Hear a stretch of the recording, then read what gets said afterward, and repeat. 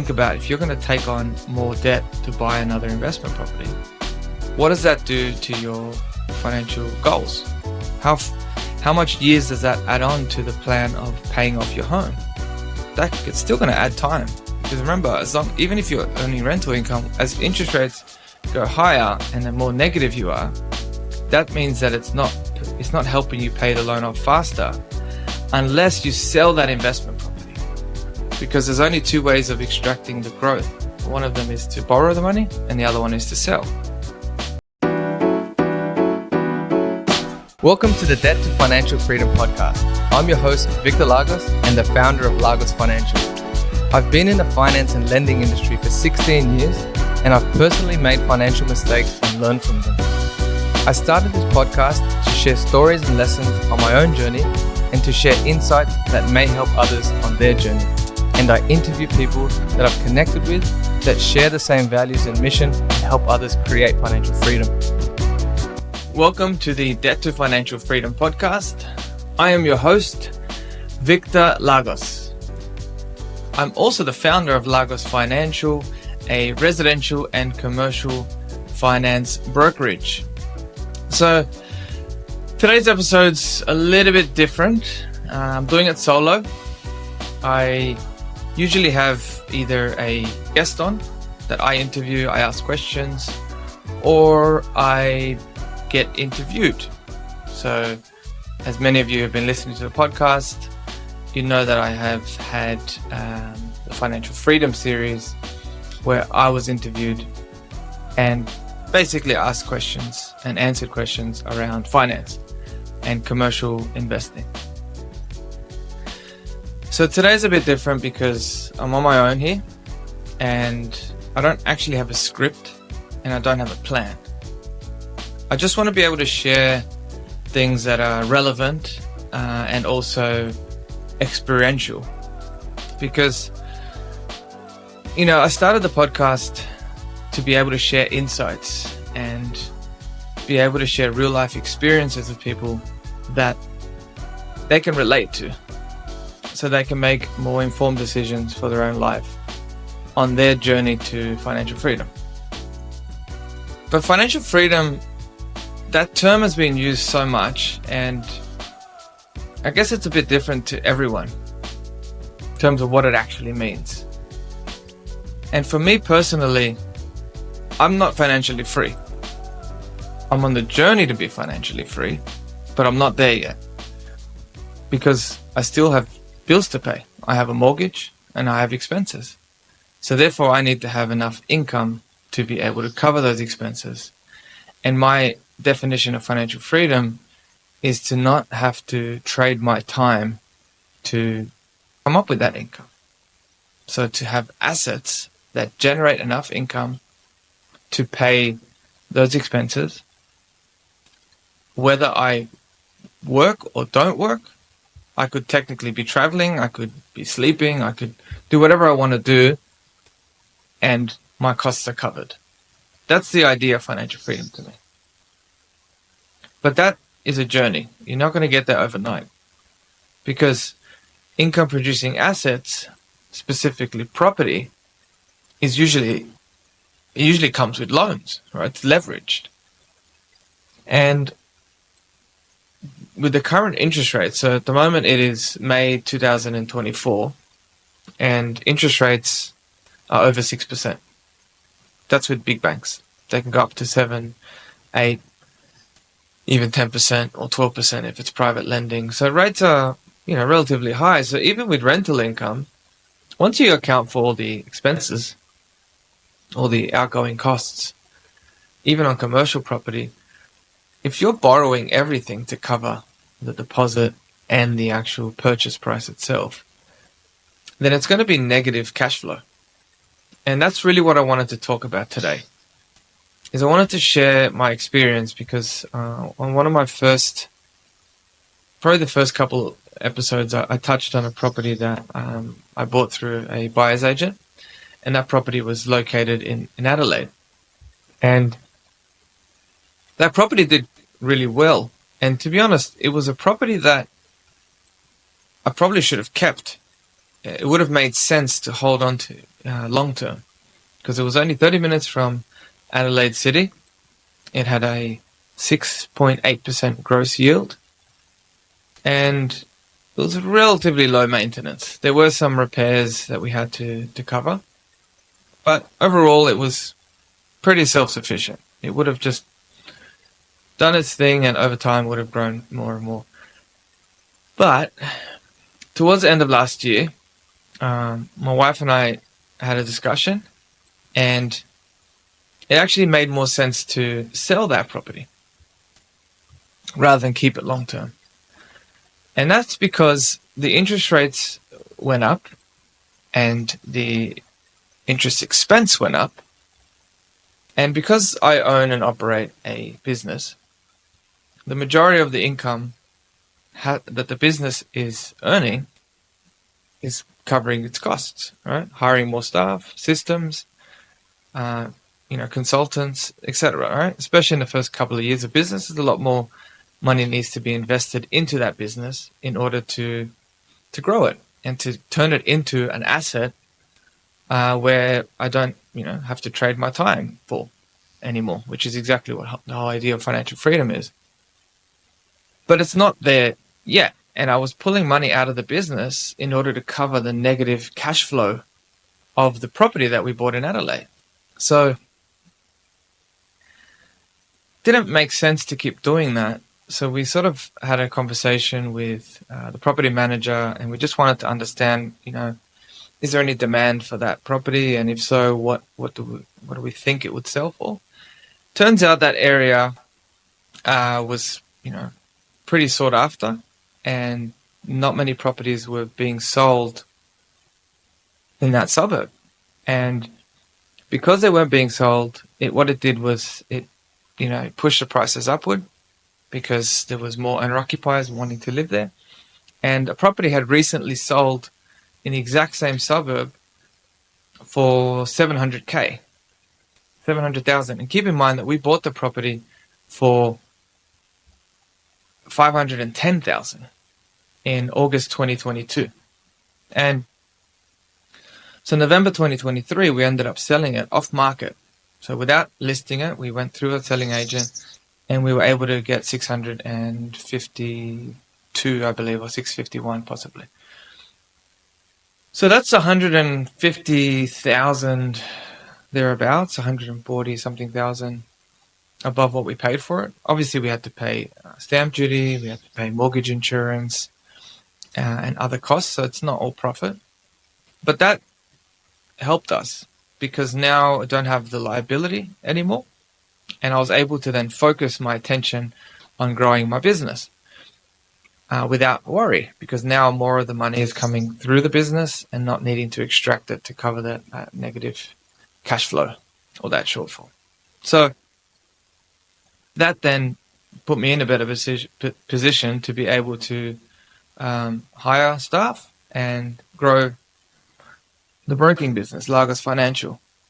And I'm now in a position to set up a new business. So I'm just going to sort of touch on this a little later during the podcast.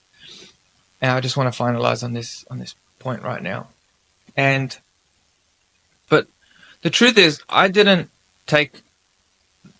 consider what it would look like if interest rates went up. Even though they were on that trajectory, I didn't put fund money aside as a cash buffer. So therefore, I was forced to sell before I really wanted to sell. We didn't buy that property with the intent to sell it short term. Property is a long-term game. It just so happened that it was a good investment, that it helped us because the value had gone up in such a short amount of time.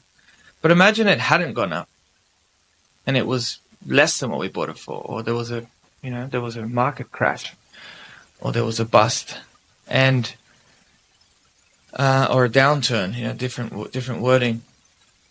Then what? What position would we have been in? We would have had to sell for a loss, or hold on until we can sell it for a profit, and where the shortfall. where all that additional negative cash flow that we would have had to put money into. So that means, who knows, my wife would have had to go back to full-time work. I would have had to, possibly either go hard in the business and focus more on, lead generation as opposed to giving more and more value to my customers. Because what happens is if you're put into a desperate position, there's a saying that desperate people do desperate things, all right? And if you're in survival, of course you're not thinking clearly, right? You've got high levels of cortisol and adrenaline. You're thinking about, you're in fear. So you're in fight or flight or freeze mode. So it's not a good place to be to make decisions from fear. So I had to make that decision, and I'm glad I did make that. But at the same time, if I was to go back and do it differently, I wouldn't have extended myself as far. I wouldn't have borrowed as much to cover the deposit, and I would have kept cash aside for a buffer so that I could weather the storm. And I would have stress tested the mortgage repayment myself. Right?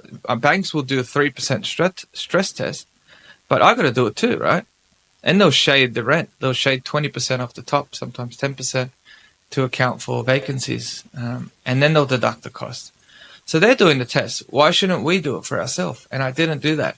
So I am fortunate in that it freed me up, but many other people out there are not in that position. Maybe they didn't invest well, maybe they didn't do the right research or receive the right professional help to source the property, and they're stuck. Or what happens if someone loses their job, even if it's for a few months' time, if it's a few months where they're no longer receiving an income? What happens if someone is injured in the family? What happens if someone dies? These are the things that we don't really want to focus on, but they can happen. And if they do, what is that going to do to our financial freedom journey? Where's that going to put us? So I just wanted to sort of cover that off today because I'm really looking at how I can help clients holistically. I can't be everything to everyone. I'm not, a financial planner. I don't give financial advice, and I'm not an accountant, and I can't give you advice or give clients advice on the right tax effective structures and consider, tax implications in the future and also estate planning. That's not my position. But I do have a network of professionals around me that and it's an ever growing network that I can refer my clients to if they ask. Because, you have to find people that are good at what they do, are passionate about what they do, are honest and high integrity, and that they deliver and that they're responsive, because responsiveness is huge in this industry. If you can't get back to people in a timely manner, you may, there's opportunity costs, it's not good service. So I definitely do surround myself with people that are responsive and people that get back to their clients and that can actually deliver that result.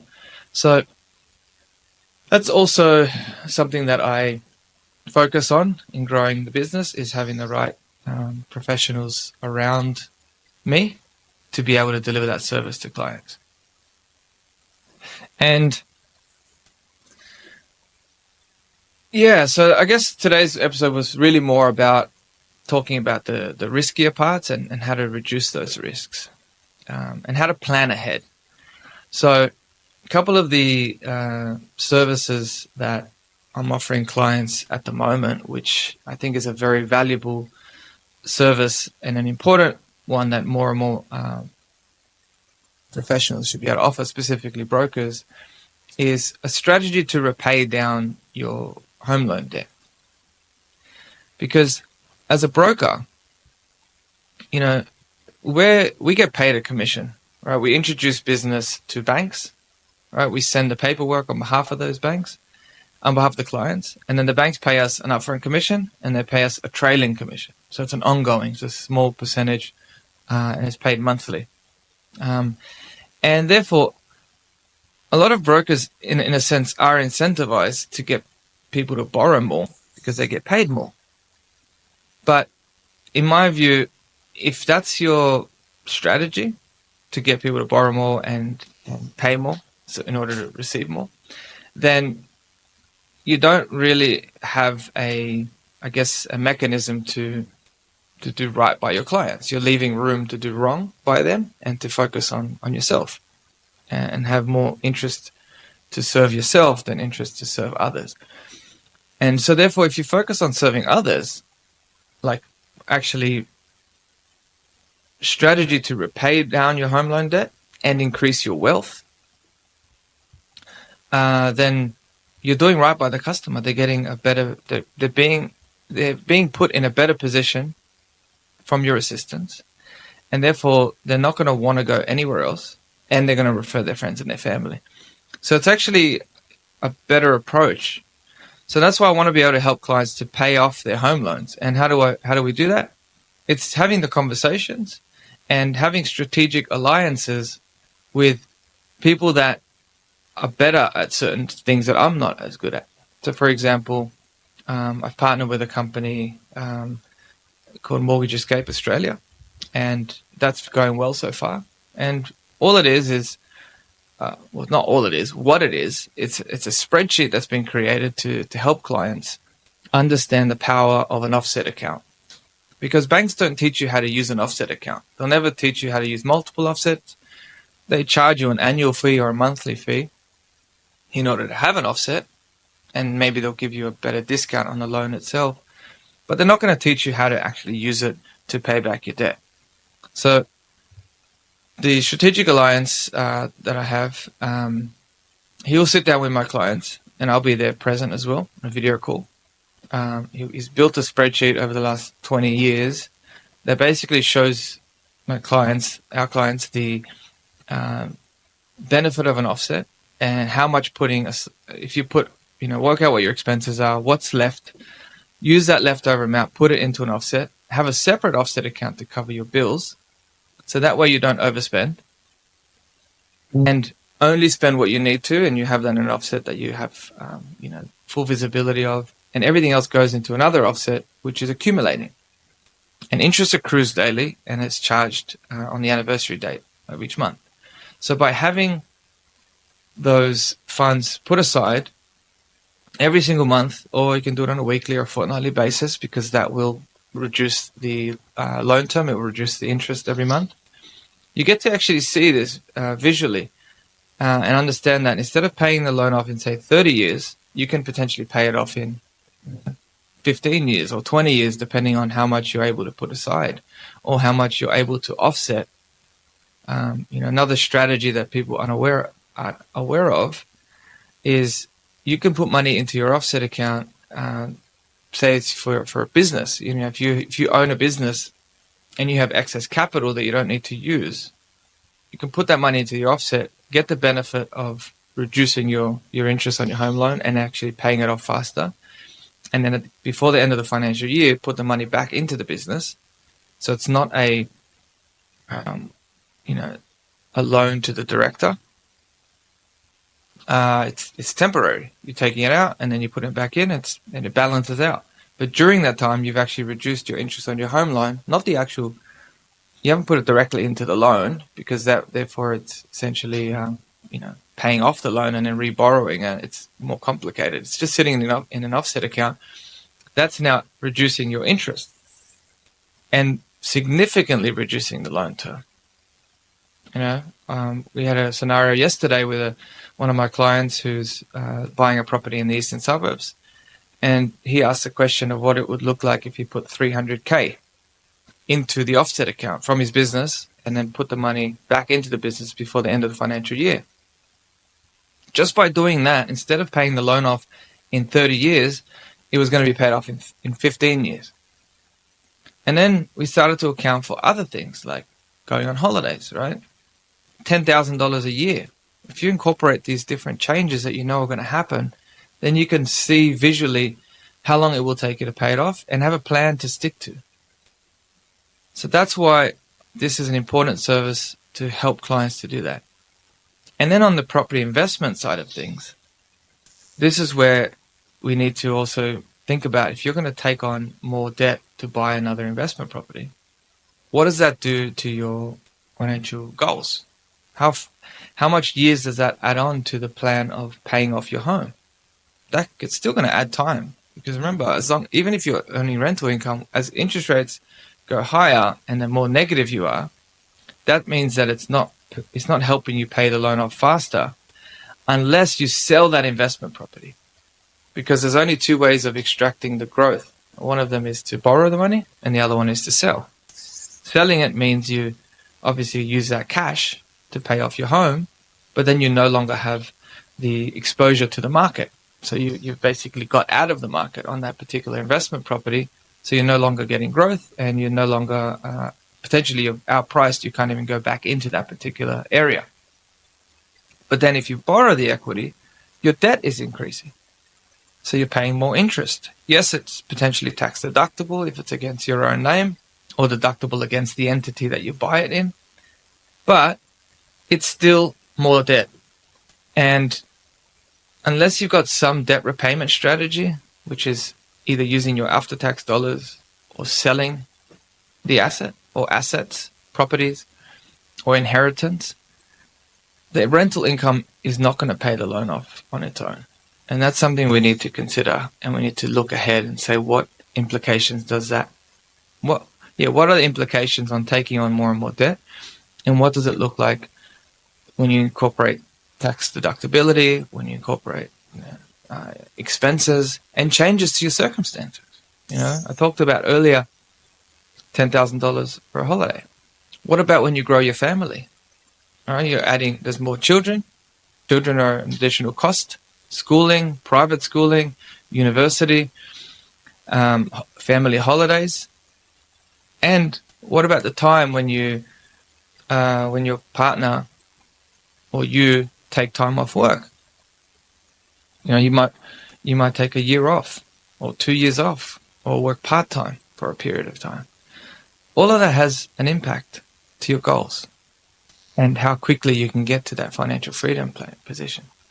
So these are the things to consider that I haven't done personally for myself, and that's why I wanted to share this on today's podcast, because I want people to start thinking about these things for their own households. And when you have any dealings with myself or my team or my strategic alliances or my future business partner, these are the types of questions that we're going to go over.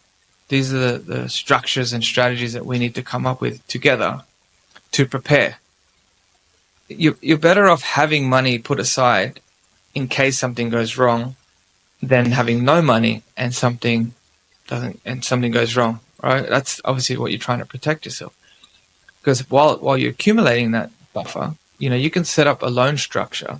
So let's just say you take out $100,000 and you don't touch it.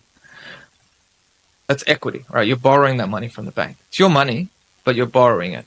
So instead of getting excited and saying, let's put $100K into an actual property as a deposit, let's put it aside and not use the money and just have it there to cover the shortfall of, the negative cash flow on the loan, and to cover those periods where your income is reduced. All right? Income can drop. We talked about that. And just being prepared for that. So that's great. But then you might say, well, I'm going to pay interest on that money, so I don't want to borrow it. No, this is the beauty of what you can do with loans. If you set that loan up correctly with an interest-only structure and you link an offset account to it, you don't have to pay interest and you don't have to make repayments. Right? I do this for my clients all the time.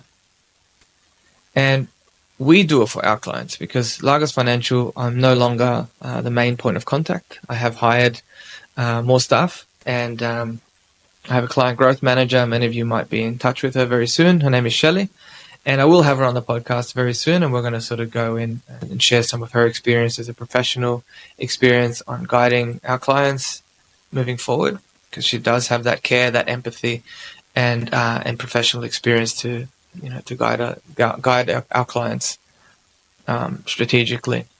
So back to what I was saying in terms of the buffer.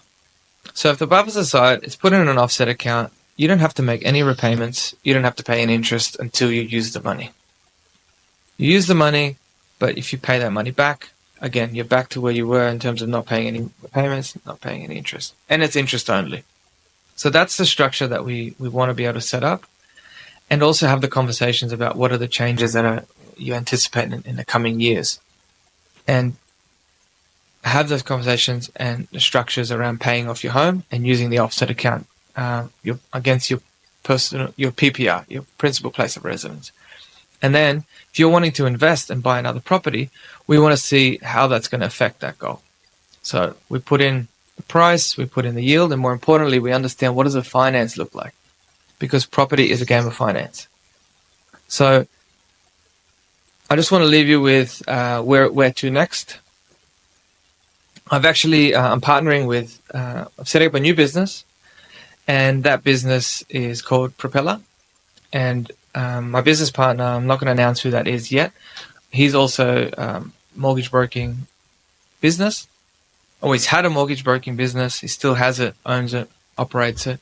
We're coming together to set up a separate business called Propeller to help clients with strategy when it comes to property planning and finance strategy. So, property, as we talked about, it is a game of finance. If you think about the current market that we're in, you have different silos of industries. You have accountants, financial planners, mortgage brokers, and then you have property people. Right? The property people are selling either new developments, so they're essentially property marketeers, and they're selling off the plan, and they're selling house and land packages. And then you've got buyer's agents who specialize in property investment, who will source property for buyers, right? Established property. So then what happens is an investor says, I want to have some strategy. I want someone to guide me on building my property portfolio and planning ahead. What does that look like? So what happens is they ask their accountant. And the accountant says, I can't guide you on that. I can help you with the tax structures, right? I can do your tax returns. But I can't do property planning. And I can't, help you source property. Okay, so then they go to the financial planner. And the financial planner says, I can do a statement of advice, and I can go through your whole, money management. I can also look at remember, this isn't me. This is a financial planner saying this. Financial planner can do your investments, right? Your investment bonds, your stocks, and managed funds, ETFs, superannuation, right? And even your life insurances, which is very important, right? We talked about the risks, income protection, life insurance, TPD, total permanent disability insurance. And they can even help you with certain benefits when it comes to Centrelink and age pension and things like that. A bit of estate planning. But then you say to the financial planner, can you help me build wealth through property? And the financial planner can't do that because it's not a financial product. So they can't incorporate property. If you were to put in, say I want to buy in Perth for, say, 600K and this is a rental yield. They can put in some estimated numbers, but they can't guide you on where to invest and what the finance would look like. So then people go to their mortgage broker and they ask their mortgage broker for strategy to help them grow their wealth through property. But the mortgage broker, depending on if they specialize in property investment or not, they may not have exposure to many property investors and investment structures. So they might be focused on first-time buyers, first-time buyer grants, guarantor loans, construction loans,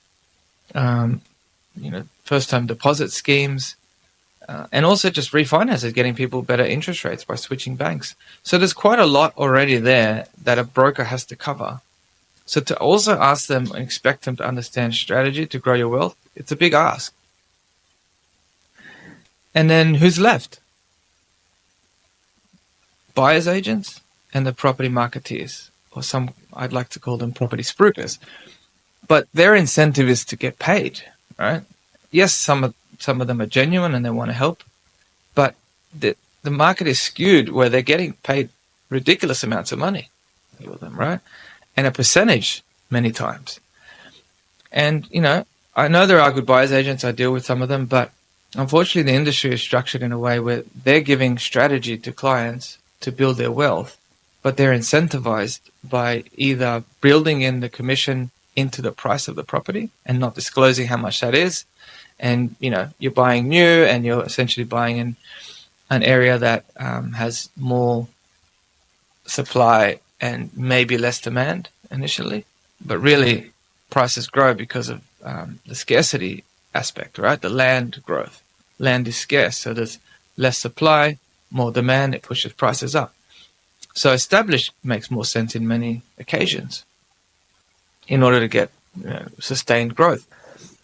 So therefore, established becomes buyer's agents.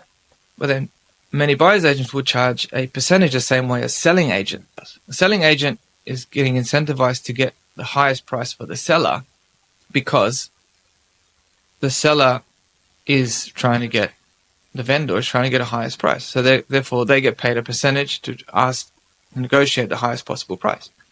A buyer's agent in my view, shouldn't be paid a percentage because they're representing the buyer, and the buyer will always want to pay the best price, the lowest price, right? The more affordable price for their financial situation. So therefore, the buyer's agent getting paid a percentage of the purchase price is a conflict of interest because they're trying to get the client the best possible price, yet they're incentivized for clients to pay a higher price. It doesn't make sense. So a fixed fee model makes more sense. But then even then, how much exposure do they have to the property investment market? And how much exposure do they have to finance?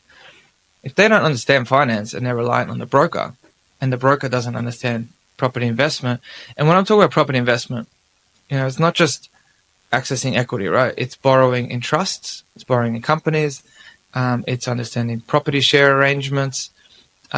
There's what's called common debt reducer. So this is when you borrow money with other people and then you want to go borrow again under your own name, approaching the right lender for that.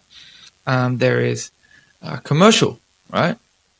I'm quite privileged and I've had a lot of exposure to commercial lending over the last couple of years. And many mortgage brokers don't. It's an unknown territory for them. But commercial's got to be talked about, right? That's potentially part of your strategy. It's higher cash flow. If done right, it's actually very, very low risk. There's, increases built into the lease, long-term tenants. You can have government tenants, you can have national businesses to reduce your risk. And you can, and if you're a business owner, you want to be able to, potentially buy a commercial property and own it rather than leasing. So these conversations need to happen. We need to understand these structures as well. And then another part is self-managed super fund, right? Many people want to invest in property through their self-managed super fund, and many brokers don't have the understanding of what does that look like.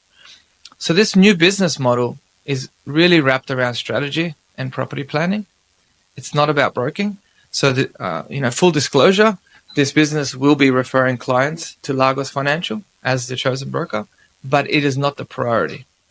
So if the clients come through our new business Propeller and they already have a mortgage broker, and they have an established relationship and they trust them and they want to keep working with them, then we will help that broker with the strategy. We'll tell them and communicate with them, and so they understand the structure that we're working towards building wealth for our clients and covering off the risks that we mention. And another part of that is the sourcing of property. So I'm not going to touch too much on that, but that's through a strategic alliance. We'll also be able to help our clients to source property at a fixed fee and a more affordable fee, and be able to access off-market and pre-market deals. So that's another part of the equation that we're offering the marketplace. And in the coming episodes, we're going to start talking more about that in detail. And part of that strategy is also having access to a software to track the portfolio and to put in these different changes, adding on another property, buying in a trust, buying commercial, buying an SMSF, using an offset account, income increasing, income reducing, putting cash in a buffer, all of that, we need to account for that. And we have a software we give access to for our clients that we bring on board. But we'll touch on this in the future. This episode was, there was a lot in that. So for those of you who are following, I appreciate the support. And please, subscribe and follow and share. And if you would like to book a call with my team, please follow the link below and book either a phone call or a video call. Understand where you're at, understand what you're trying to achieve, and if we can give you some guidance and some structure and some strategy, great. And if we can be your broker, residential or commercial, even better. Thanks, guys. I will see you in the next episode. Cheers.